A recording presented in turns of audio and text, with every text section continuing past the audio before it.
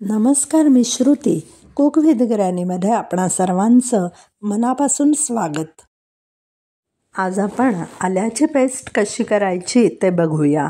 मीठ, मिरची, लसूण असे कोणतेही घटक न घालता आपण ही पेस्ट केली तर आपल्याला त्याचा उपवासाचे पदार्थ तसेच थंडीच्या दिवसात चहा बनवताना सुद्धा वापर करता येतो.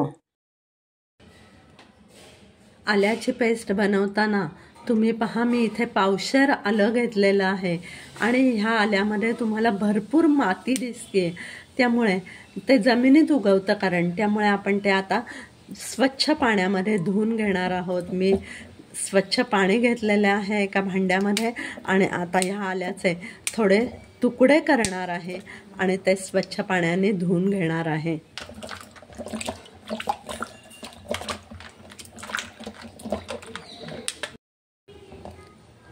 तुम्ही पाहू शकता भरपूर मातीचं पाणी निघालेलं आहे आणि आता हे पाणी आपण टाकून देणार आहोत आणि दुसरं पुन्हा स्वच्छ पाणी घेणार आहोत. या स्वच्छ पाण्यामध्ये पुन्हा आपल्याला आल्याचे हे धुतलेले तुकडे टाकायचे आहेत. पुन्हा एकदा ते चोळून घ्यायचं आहे व्यवस्थित, म्हणजे त्यातली उरली सुरली मातीसुद्धा निघून जाते. मी इथे साल काढायचं पिलर घेतलेलं आहे. ह्याने वरवर साली काढणार आहे. फार साली काढायच्या नाही आहेत, वरवर काढायच्या थोड्याशा साली आणि आपल्याला पुन्हा त्याची मग पेस्ट करून घ्यायची आहे.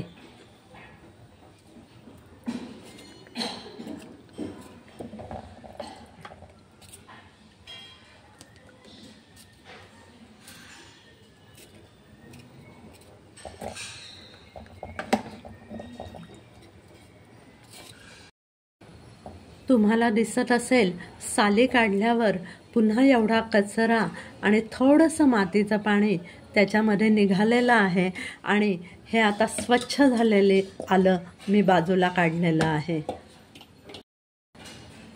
आलं हे थोडंसं हार्ड असतं. आता मी स्वच्छ पाणी घेतलेलं आहे आणि आता हे आल्याचे अर्धवट साली काढलेले तुकडे पुन्हा मी त्या पाण्यामध्ये घालत आहे. आता ह्या पाण्यामध्ये हे आपल्याला 2 तास भिजवून ठेवायचे आहेत, म्हणजे त्यातला हार्डनेस जातो, थोडासा सॉफ्टनेस येतो आणि आपल्याला ती पेस्ट करायला सुकर जातं. 2 तास झालेले आहेत. आलं भिजलेलं आहे. आल्याचे तुकडे सॉफ्ट झालेले आहेत. आता आपण त्याचं बारीक कटआउट्स करून घ्यायचे आहेत.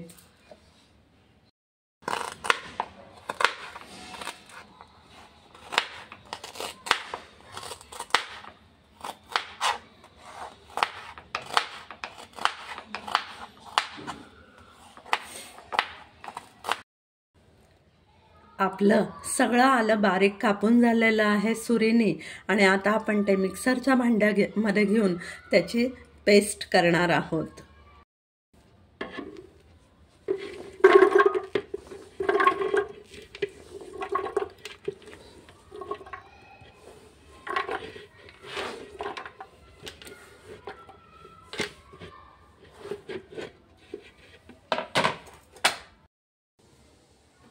आता आवश्यकतेनुसार थोडं थोडं पाणी ॲड करून आपल्याला त्याची पेस्ट करून घ्यायची आहे.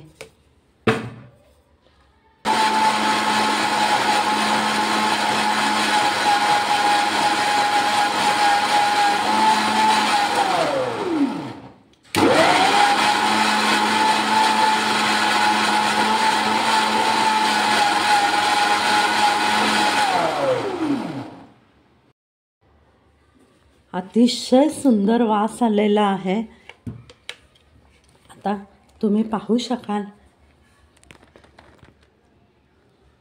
अतिशय सुंदर पेस्ट तयार झालेली आहे. ही सगळी पेस्ट मी बरणीमध्ये काढून घेतलेली आहे आणि आता मी ती फ्रीजमध्ये ठेवणार आहे. 15 दिवस ते 3 आठवडे ही आपल्याला निश्चित पुरते. थोडं थोडं आलं आणून ठेचत बसण्यापेक्षा जर आपण एकदाच ही पेस्ट करून ठेवली तर आपला पदार्थ करण्यामधला वेळ निश्चितच वाचू शकतो. जर आपल्याला माझी रेसिपी आवडली असेल तर माझ्या चॅनलला लाईक करा, सबस्क्राईब करा, शेअर करा आणि बेल आयकॉनवर क्लिक करायला विसरू नका.